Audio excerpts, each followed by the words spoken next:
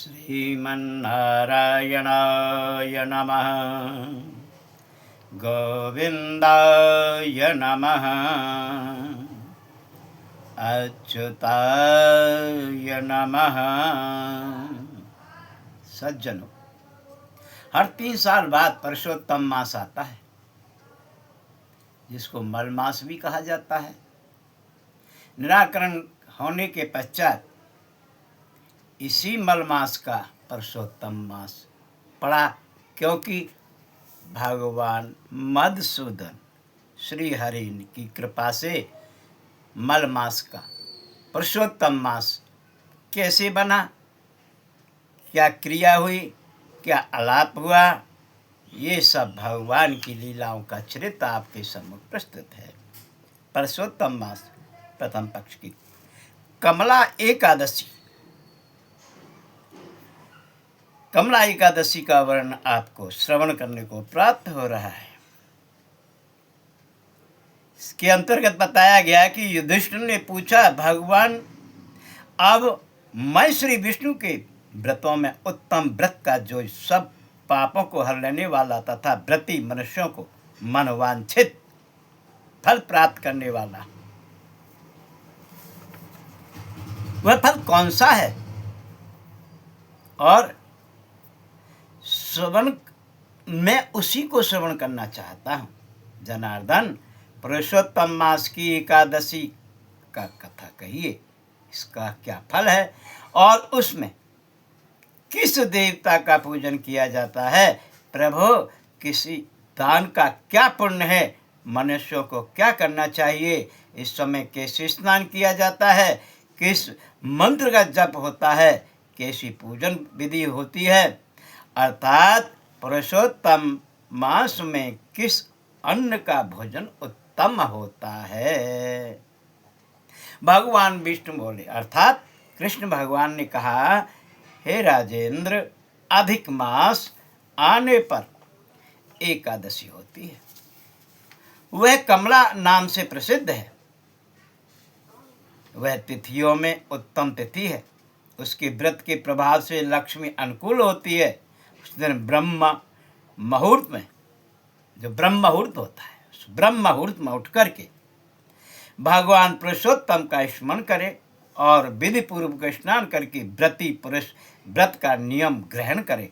घर पर जप करने का 1 गुना, नदी के तट पर दूना और गौशाला में सहस्र गुना, अग्निहोत्र गृह में 1100 गुना, शिव के क्षेत्रों में, तीर्थों में, देवताओं के निकट तथा तुलसी के समीप 1,00,000 गुना और भगवान विष्णु के निकट अनंत गुना फल प्राप्त होता है। अवंतीपुरी में सिद्ध शर्मा नाम का एक श्रेष्ठ ब्राह्मण रहते थे। उनके 5 पुत्र थे। उनमें जो सबसे छोटा था वह पापाचारी हो गया, इसलिए पिता तथा स्वजनों उसे त्याग दिया। अपने बुरे कर्मों के कारण निर्वासित होकर वह बहुत दूर वन में चला गया। दैवी योग से एक दिन वह तीर्थ राज प्रयाग में जा पहुंचा। भूख से दुर्लभ शरीर और दीन दुख मुख मलिन लिए हुए उसने त्रिवेणी में स्नान किया। फिर क्षुधा से पीड़ित होकर वह वहाँ मुनियों के आश्रम खोजने लगा। इतने में उसे वहाँ हरिमित मुनि का उत्तम आश्रम दिखाई दिया। पुरुषोत्तम मास में वह बहुत से मनुष्य एकत्रित हुए थे। आश्रम पर पाप नाश का कथा करने वाले ब्राह्मणों के मुख से उसकी श्रद्धा पूर्वक कमला एकादशी की महिमा सुनी, जो परम पुण्यमयी तथा भोग और मोक्ष प्रदान करने वाली है।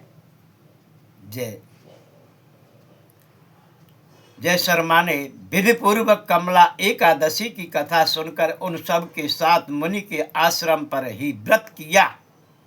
जब आधी रात हुई तो भगवती लक्ष्मी उसके पास आकर बोली, ब्राह्मण, इस समय कमला एकादशी के व्रत के प्रभाव से मैं तुमको बहुत प्रसन्न हूँ और देवाधिदेव श्री हरि की आज्ञा पाकर वैकुंठ धाम से आई हूँ, मैं तुम्हें वर दूंगी। ब्राह्मण बोला, माता लक्ष्मी, यदि आप मुझ पर प्रसन्न हैं तो वह व्रत बताइए जिसकी कथा वार्ता में साधु ब्राह्मण सदा संलग्न रहते हैं।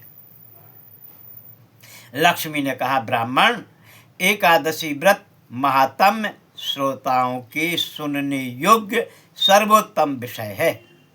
यह पवित्र वस्तुओं में सबसे उत्तम है। इससे दुष्स्वप्न नाश तथा और पुण्य की प्राप्ति होती है। अतः इसका यत्न पूर्वक श्रवण करना चाहिए। उत्तम पुरुष श्रद्धा से युक्त हो एक या आधे श्लोक का पाठ करने से भी करोड़ों महापातकों से तत्काल मुक्त हो जाता है। जैसे मासों में पुरुषोत्तम मास पक्षियों में गरुण तथा नदियों में गंगा श्रेष्ठ है, उसी ही प्रकार तिथियों में द्वादशी तिथि उत्तम है। समस्त देवता आज भी एकादशी व्रत के ही लोभ से भारतवर्ष में जन्म लेने की इच्छा रखते हैं। देवगण सदा ही रोग शोक से रहित भगवान नारायण का पूजन करते हैं। जो लोग मेरे प्रभु भगवान नारायण के नाम का सदा भक्ति पूर्वक जप करते हैं, उनकी ब्रह्मा आदि देवता सर्वदा पूजा करते हैं। जो लोग श्री हरि के नाम जप में संलग्न हैं, उनकी लीला कथाओं के कीर्तन में तत्पर हैं तथा निरंतर श्री हरि की पूजा में ही प्रवृत्त रहते हैं, वे मनुष्य कलयुग में कृतार्थ हैं। यदि दिन में एकादशी और द्वादशी हों तथा रात्रि बीतते त्रयोदशी आ जाए तो उस त्रयोदशी के पारायण में 100 यज्ञों का फल प्राप्त होता है। व्रत करने वाला पुरुष चक्र सुदर्शनधारी देवाधिदेव श्री विष्णु के समक्ष निम्नांकित मंत्र का उच्चारण करके भक्ति भाव से संतुष्ट चित्त होकर उपवास करे। वह मंत्र इस प्रकार है, क्या? एकादश्यां निराहार स्थित्वा हमपरे हनि भोक्ष्यामि पुंडरीकाक्ष शरणं मे भवाच्युतः। कमल नयन भगवान अच्युत, मैं एकादशी को निराहार रहकर दूसरे दिन भोजन करूंगा, आप मुझे शरण दें। तत्पश्चात व्रत करने वाला मनुष्य मन और इंद्रियों को वश में करके गीत वाद्य नृत्य और पुराण पाठ आदि के द्वारा रात्रि में भगवान के समक्ष जागरण करे। फिर द्वादशी के दिन उठकर स्नान के पश्चात जितेंद्रिय भाव से विधि पूर्वक श्री विष्णु की पूजा करे।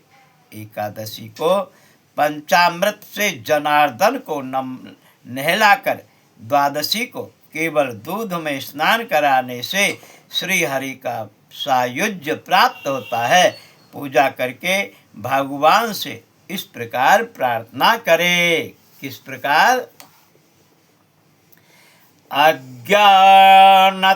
अज्ञानतिशिरान्धस्य व्रतेनानेन केशव प्रसीद सुमुखो भूत्वा ज्ञानदृष्टि प्रदो भवा।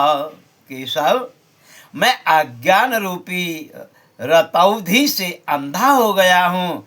आप इस व्रत से प्रसन्न हों और प्रसन्न होकर मुझे ज्ञान दृष्टि प्रदान करें। इस प्रकार देवताओं के स्वामी देवाधिदेव भगवान गदाधर से निवेदन करके भक्ति पूर्वक ब्राह्मणों को भोजन कराए तथा उन्हें दक्षिणा दे। उसके बाद भगवान नारायण के शरणागत होकर वल वैष्णदेव की विधि से पंचम महायज्ञों का अनुष्ठान करके स्वयं मौन हो अपने बंधु बांधवों के साथ भोजन करे।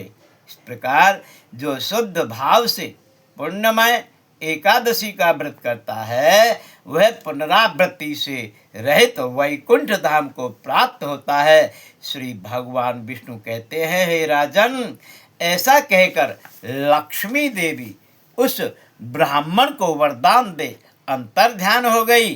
फिर वह ब्राह्मण भी धनी होकर पिता के घर आ गया। इस प्रकार जो कमला का उत्तम व्रत करता है तथा एकादशी के दिन इसका महात्म्य सुनता है वह सब पापों से मुक्त हो जाता है। युधिष्ठिर बोले, जनार्दन, पाप का नाश और पुण्य का दान करने वाली एकादशी के महात्म्य का पुनः वर्णन कीजिए, जिसे इस लोक में करके मनुष्य परम पद को प्राप्त होता है। भगवान श्री कृष्ण कहते हैं, हे राजन, शुक्ल या कृष्ण पक्ष में जब भी एकादशी प्राप्त हो उसका परित्याग न करे, क्योंकि वह मोक्ष रूप सुख को बढ़ाने वाली है। कलयुग में तो एकादशी ही भव बंधन से मुक्त करने वाली, संपूर्ण मनोवांछित कामनाओं को देने वाली तथा पापों का नाश करने वाली है। एकादशी रविवार को किसी मंगलमय पूर्वक समय अथवा संक्रांति के ही दिन क्यों न हो, सदा ही उसका व्रत करना चाहिए। भगवान विष्णु के प्रिय भक्तों के एकादशी का त्याग कभी नहीं करना चाहिए।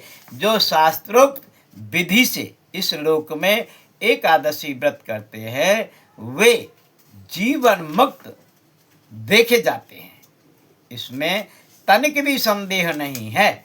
युधिष्ठिर ने पूछा, श्री कृष्ण, वे जीवन मुक्त कैसे हैं तथा विष्णु रूप कैसे होते हैं? मुझे इस विषय को जानने के लिए बड़ी उत्कंठा हो रही है। भगवान कृष्ण बोले, राजन, जो कलयुग में भक्ति पूर्वक शास्त्रीय विधि के अनुसार निर्जल रहकर एकादशी का उत्तम व्रत करते हैं वे विष्णु रूप तथा जीवन मुक्त हो क्यों न हो सकते हैं। एकादशी व्रत के समान सब पापों को हरने वाला तथा मनुष्यों की समस्त कामनाओं को पूर्ण करने वाला पवित्र व्रत दूसरा कोई नहीं है। दशमी को एक बार भोजन, एकादशी को निर्मल व्रत तथा द्वादशी को पारायण करके मनुष्य श्री विष्णु के समान हो जाता है। बोल